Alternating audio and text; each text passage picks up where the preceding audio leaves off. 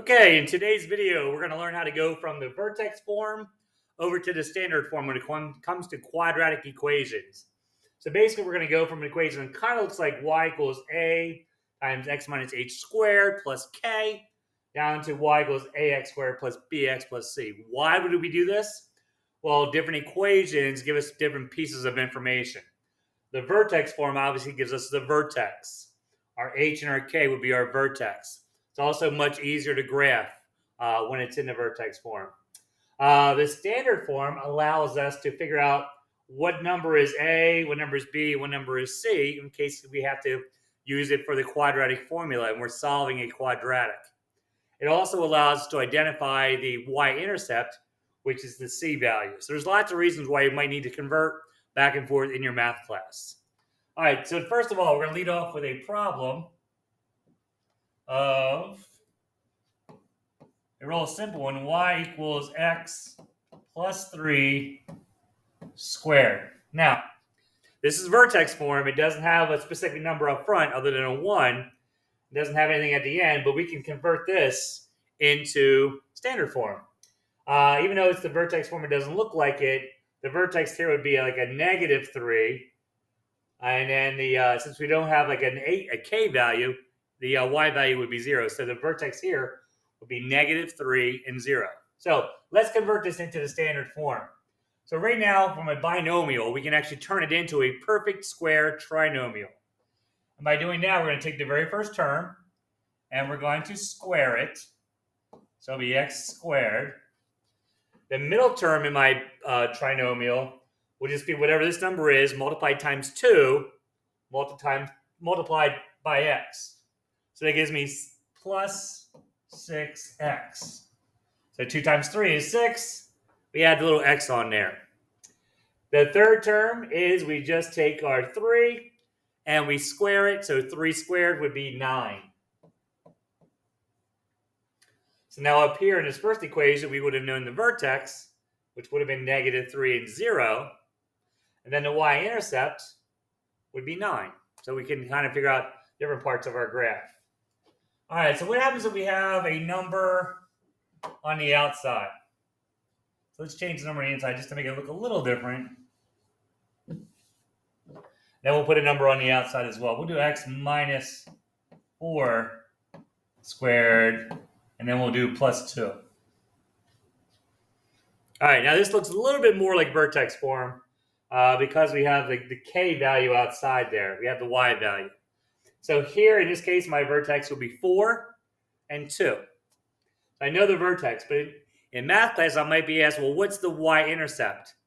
Well, to save you from graphing this and being exact in your graph, if you're not using Desmos or anything like that, you can convert it directly into standard form. So let's do that.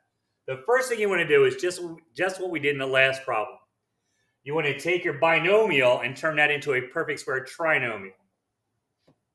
So I'm just kind of working on this part right here initially, just like we did with the last problem. So it's going to be x squared, because we always square the very first term. We take the other term, multiply it by 2, and add an x to it, so it'd be negative 8x. Then I square my second term, and that will give me a plus 16. But don't forget I get the plus 2 at the end. So I'm just going to bring down my plus 2. So now I got my perfect square trinomial, plus a little addition out there. Now all you do is, that's right, you combine like terms. So if I do 16 plus 2, my final answer would be y equals x squared minus 8x, and then it'll be plus 18. And that would be my standard form of my original vertex form. All right, let's do one more with a number out in front and see what happens in that case. Let's get rid of this. And we're going to do y equals, let's put a 3 out there this time. X plus 1 squared, we'll do plus 5. All right, so from this vertex form, the vertex is negative 1, 5. And then we know that our parabola is going to be rather tall and narrow because we have a 3 out in front. We know the parabola is going to open up because it's positive. But we might be asked in the class, what's the y-intercept? So let's convert it into standard form. Once again, just like before, I'm originally going to worry about my binomial. I want to turn my binomial into a perfect square trinomial. So to solve this, or rather to convert it, I'm going to put the 3 out in front. But I'm not going to mess with it yet. I'm going to give myself some parentheses. That's where I'm going to put my trinomial.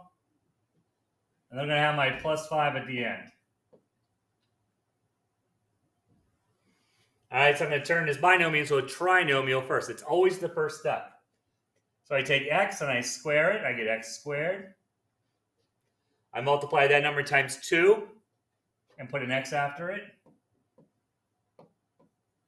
Then I square my last number. 1 times 1 is just 1. Now, I have a 3 and I have a plus 5 that I have to incorporate into this. You might be thinking, well, which one do I do first? You still have to follow the order of operations. So the order of operations says you multiply before you add or subtract. So what we're going to do with this is we're going to take this 3 and distribute it into the parentheses. Because when we distribute something, we're actually multiplying it. So we're going to do 3 times x, which will be 3x squared. Because remember, there's like a little ninja one. Little ninja one in front. So 3 times 1 is 3. 3 times 2 will be a plus 6x. And 3 times 1 is a plus 3. And let's bring down my plus 5 at the end. We can't forget about him. That's sitting out there. So now I have a polynomial because I have 4 different terms here. But 2 of them are identical. Not identical, but similar. So I can combine them. And I get my final answer of y equals 3x squared plus 6x. And then 3 plus 5 would be an 8. And there is my final answer. All right, so I hope that helped you out. If you're in my class, hopefully it helped you out with today's lesson and the practice problems we're doing in class. If you want to learn how to go from standard back to Vertex, I have uploaded another video for that. Coming up shortly, we're going to deal with the factored form of a quadratic and how to convert that. All right, have a great day, you guys. Please give me a like. If you have any questions, comments, or concerns, please leave it a comment down below. Take care.